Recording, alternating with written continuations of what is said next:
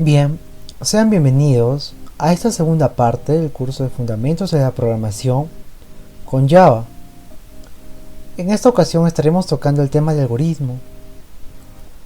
Antes de empezar, mencionar que está prohibido el uso de este video sin permiso del autor.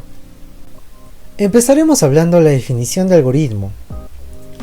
Normalmente, la palabra algoritmo es usada con desconocimiento.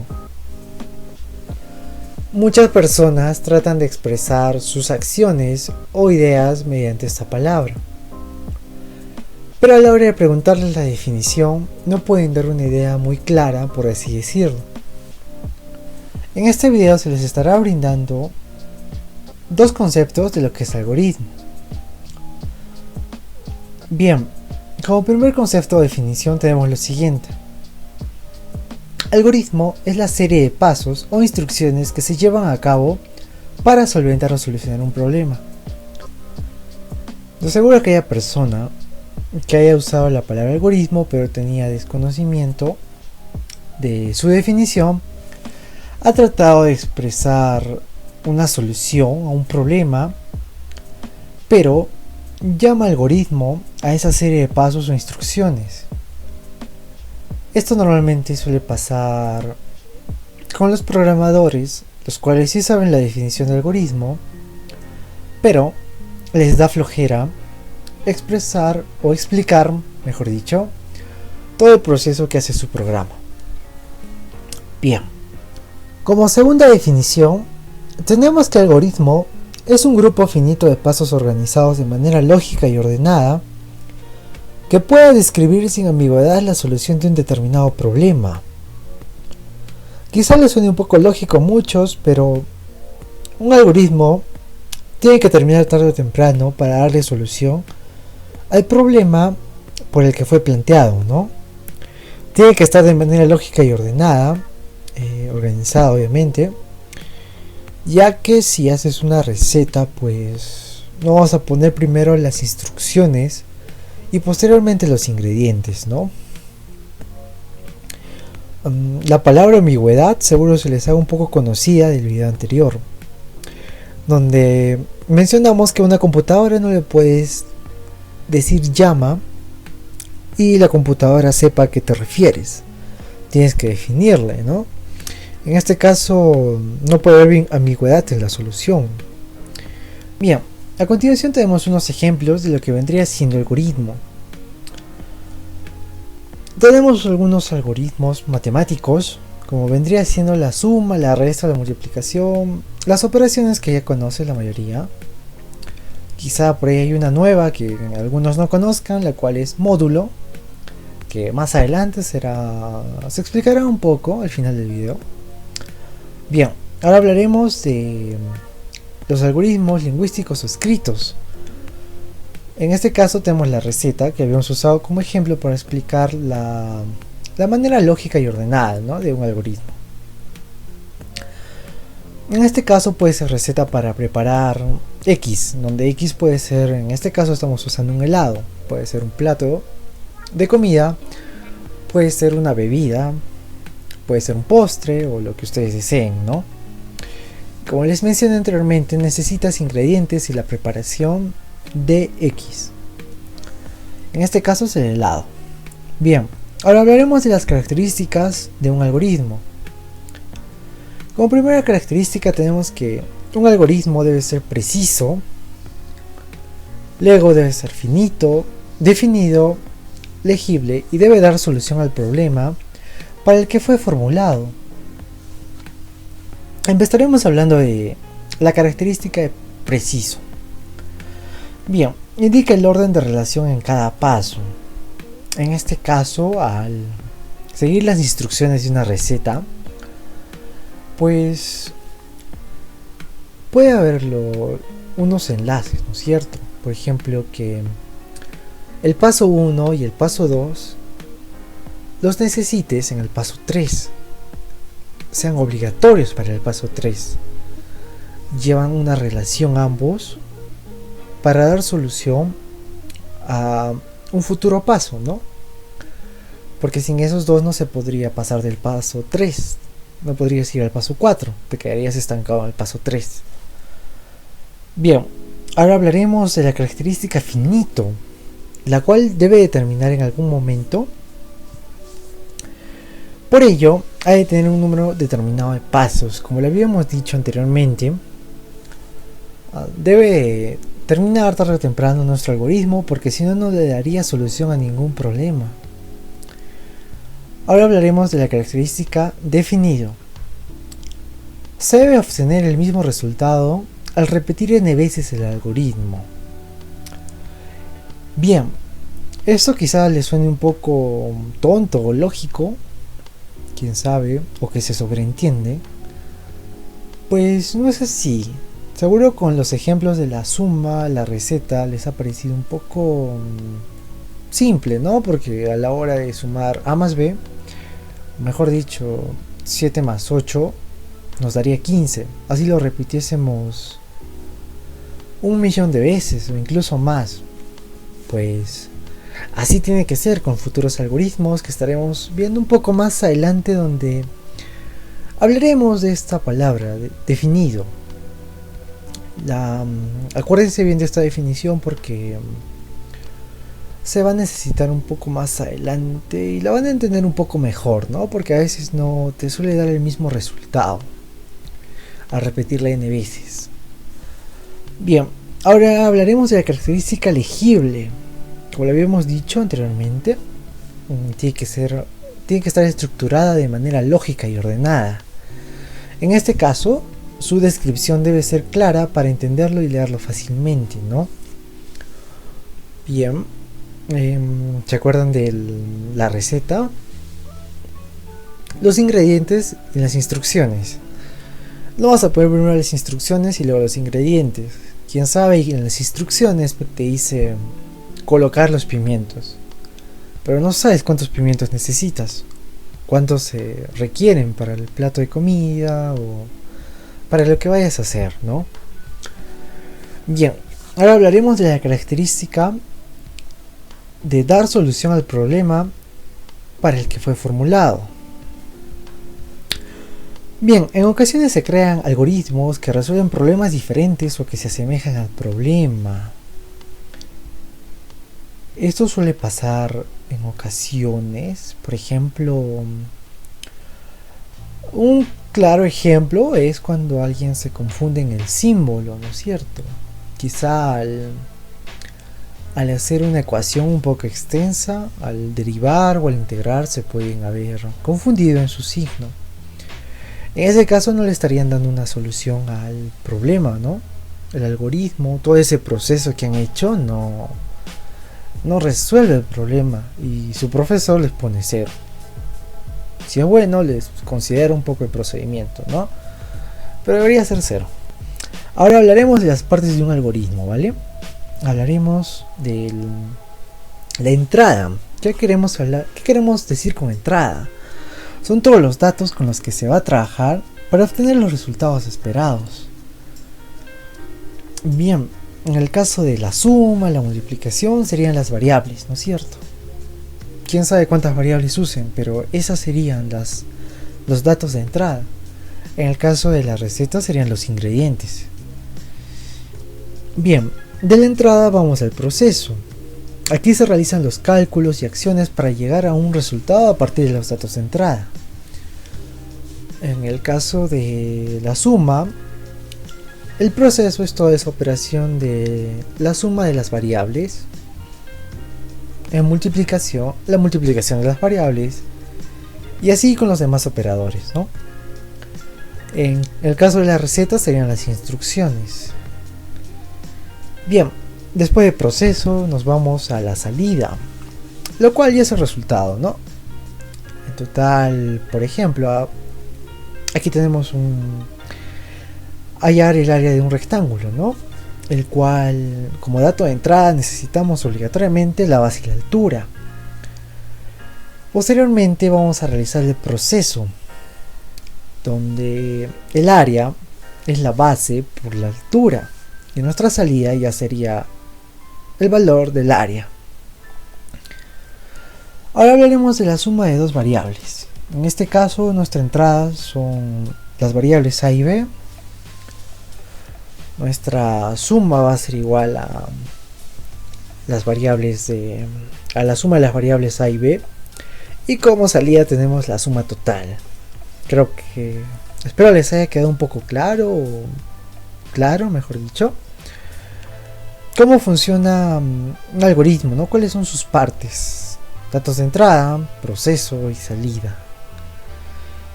Un poco creo que más, como que lo pueden entender un poco más, sería mediante el caso de la receta, ¿no? Como dato de entrada, los ingredientes; como proceso, las instrucciones; como salida, ya su plato de comida, su bebida, quién sabe, ¿no? Bien, ahora hablaremos de las formas de representación de un algoritmo. Esto es muy importante. Con esto ya vamos a ir... estos son como las bases, ¿no?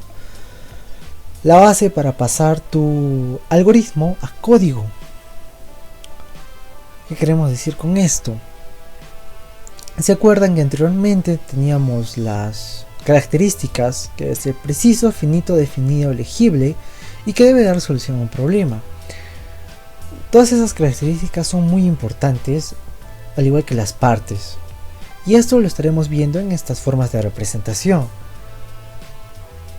Esto es como una ayuda, ¿no? Son herramientas que normalmente te sirven desde un comienzo y te pueden servir más adelante. Bien, como primera herramienta o forma de representación tenemos el diagrama de flujo. El diagrama de flujo es una representación gráfica del algoritmo. Utiliza símbolos para indicar la secuencia de instrucciones. Seguro se les hace un poco conocida la palabra diagrama de flujo a muchos, ¿no? Algunos quizá ya sepan cómo es un diagrama de flujo, pero algunos no. El diagrama de flujo tiene una simbología, la cual es la siguiente. En este caso tenemos el inicio o fin, tenemos la entrada de datos, el proceso, la decisión, subalgoritmos, conector, dirección e imprimir. No vamos a usar en este caso lo que sería subalgoritmo y conector, ¿vale? Estaríamos usando los demás. Para el siguiente ejemplo. Bien, vamos a hallar el área de un rectángulo. Cualquier rectángulo, ¿vale? Pero ahora tenemos que definir. ¿Se acuerdan que una característica es que tiene que ser bien definido y legible? Pues para ello tenemos que darle un inicio al algoritmo. Bien, estamos definiendo inicio y posteriormente nos estamos direccionando a la entrada de datos, y en este caso nuestra entrada de datos es la base y la altura del rectángulo, ¿no? Bien, ahora vamos a realizar un proceso para hallar el área, donde aquí definimos el área, que va a ser igual a la base por la altura. Posteriormente vamos a una decisión. ¿Qué es una decisión? Una decisión se basa en sí y en no. En este caso tenemos lo siguiente: si el área, que ya está definido por la base, por la multiplicación de la base y la altura en el proceso, si el área es mayor o igual a 20, nuestra área va a ser igual a la base más la altura. La estamos definiendo nuevamente, estamos haciendo un proceso. En caso de que no sea mayor o igual a 20, sea menor a 20, el área va a valer 10. Ya sea 1, 2, 3, 4, 5, 0, menos no sé cuánto, va a valer 10, ¿vale? Y posteriormente, ya sea mayor o menor y haya sido definido, ¿no es cierto?, esos procesos de área más altura, área igual a base más altura o área igual a 10, se va a imprimir el área, nos va a dar el resultado, y posteriormente a ello se va a finalizar el algoritmo. Aquí podemos ver las 4 características. No sé si se acuerdan. ¿Se acuerdan? La primera era preciso. Con preciso queremos decir lo siguiente. Nuestro algoritmo le está dando solución al problema, ¿no? Bien, ahora debe ser finito. Le hemos visto que tiene un inicio y un fin. Definido. Podemos ver si lo repetimos el algoritmo n cantidad de veces, pues vamos a darnos cuenta de que tarde o temprano, mejor dicho siempre, le va a dar una solución. Ya sea menor o sea mayor, le va a dar una solución y lo va a imprimir. Y debe ser legible. Como estamos viendo, está bien estructurado. Estamos recibiendo los datos, estamos posteriormente hallando el área del rectángulo. Después estamos haciendo una decisión, lo cual tenemos sí o no. Y por último tenemos imprimimos el área, ¿no? Y el fin. Se puede ver claramente las características del algoritmo. Bien, ahora hablaremos de la segunda forma de representación, la cual es el pseudocódigo. Es lo más cercano a código, por eso tiene esa parte, ¿no?, que dice pseudo, lo cual es asemejado, parecido al código. Bien, ¿qué es el pseudocódigo? El pseudocódigo expresa las instrucciones de un lenguaje común, permitiendo una fácil lectura y escritura de un algoritmo. Esto es como expresarlo con tus propias palabras. Pero obviamente va a tener las características de un algoritmo. Preciso, finito, definido y legible. Acuérdense de eso siempre. Bien, es lo suficientemente estructurado para una implementación directa. Es decir que ya lo tienes prácticamente en código. Esto lo vas a ver normalmente en libros o papers, artículos mejor dicho. Vas a ver pseudocódigos, ya que es más usado ahí. Bien, a continuación tenemos un ejemplo. Tenemos el anterior diagrama de flujo para tomarlo como referencia. Bien, para que no nos perdamos un poquito. Ya le hemos hablado y bueno, creo que va a ser un poco más sencillo. Bien, empezaremos definiendo el inicio, ¿no? Ahora las variables. ¿Cuáles son nuestras variables? En este caso son base, altura y área. Se preguntarán, pues, ¿por qué área? ¿Por qué? No he dicho en ningún momento que estamos usando o estamos definiendo los datos de entrada. Estas son las variables. Área es considerada una variable. Porque si no pongo área, pues base por altura, pues, ¿qué sería, no? Solamente podríamos darle. No tendría una definición no sería muy ético, por decirlo así, ¿no? Necesitamos necesariamente el área. Esto es un poco más adelante vamos a ver esto de ético, ¿vale? Pero necesitamos el área para que sea legible. Es una característica, acuérdense de ello. Bien, aquí le estamos definiendo a la base, la altura y el área, que van a ser enteros. Bien, pueden ser enteros, pueden ser reales. Tú defines. En lugar de entero puedes ponerle real, no hay problema. Pero en este caso lo estoy poniendo entero. Bien, ahora vamos a tener los datos de entrada. ¿Cuáles son los datos de entrada? Ya saben, son base y altura. En este caso vamos a leer lo que es la base y la altura. ¿Qué estamos diciendo con leer? ¿Por qué le estamos poniendo leer? Porque la computadora va a tener que leer aquellas variables, ¿no? Por ejemplo, digamos que tú le pones a base 8 y altura 10. Pues la computadora va a tener que leer 8 y 10. le va a tener que asignar la base y la altura, ¿vale? Esos son nuestros datos de entrada. El proceso, ya habíamos hablado anteriormente. Ahí está, área es igual a base por altura. Estamos definiendo área igual a la base por altura. Luego tenemos la decisión o condición, como quieran decirle, lo cual si área es mayor o igual a 20, entonces área va a ser igual a la base más la altura. Si no, el área va a ser igual a 10. Por último nos imprimimos, lo cual sería escribir el área, y finalizamos el algoritmo. Vale, si se habrán dado cuenta, aquí hay un pequeño espaciado, ¿no es cierto?, entre inicio, variables.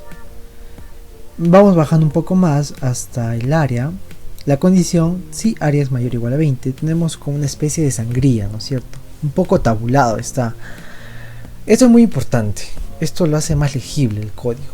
Porque si lo tuviésemos todo agrupado hacia la izquierda, pues sería un poco más difícil, ¿no?, de entenderlo. Sería como que muy monótono. En este caso estamos separando, estamos englobando, ¿no es cierto? Estamos agrupando. No se preocupen, esto lo vamos a ver un poco más adelante, pero vayan haciéndose una idea de cómo es un pseudocódigo, ¿vale? Bueno, con este ejemplo ya tengo un poco claro, ¿no? Así se va a repetir. Acuérdense de esa sangría, ese espaciado, es muy importante para que sea legible. Bien, ahora hablaremos de la siguiente forma de representación, la cual es el diagrama de Navier-Schneiderman. Bien, este diagrama es como un diagrama de flujo, pero solo que se le omiten las flechas, nada más. Van a verlo. Aquí tenemos el diagrama de flujo, el que habíamos trabajado como primera forma de representación. Aquí tenemos lo que habíamos hecho en el pseudocódigo, ¿se acuerdan? Leer. En este caso no vamos a definir variables. Como les he dicho, es como un diagrama de... ¿cómo se llama? De flujo. Solo que sin las flechas, ¿vale? Bien, primero vamos a leer la base y la altura, los cuales son nuestros datos de entrada. Ahora vamos a definir el área, vamos a hacer el proceso de la multiplicación. Luego tenemos la decisión o condición. En caso de que sea, por ejemplo, si el área es mayor a 20, en este caso es verdadero. En caso de que sea verdadero, pues el área va a ser igual a base más altura. En caso de que sea falso, o sea que sea menor a 20, el área va a ser igual a 10. Y por último vamos a escribir el área. Por último, les he planteado unos problemas de los cuales yo les recomiendo que los resuelvan mediante el pseudocódigo, ya que usando los otros dos diagramas pues sería un poco tedioso para algunos, ¿no? Ya que tienes que estar graficando las asignaciones y todo ello, pero si deseas, hazlo con esos dos más, ¿no? Con los diagramas. Pero yo les recomiendo personalmente que lo hagan con pseudocódigo, cosa que así ya se van acostumbrando a la sangría, la tabulación, ¿no? Cosa que es muy importante para que sea legible, y en lenguajes de programación como Python es esencial, es importante, ¿no? Es imprescindible, mejor dicho. Bien.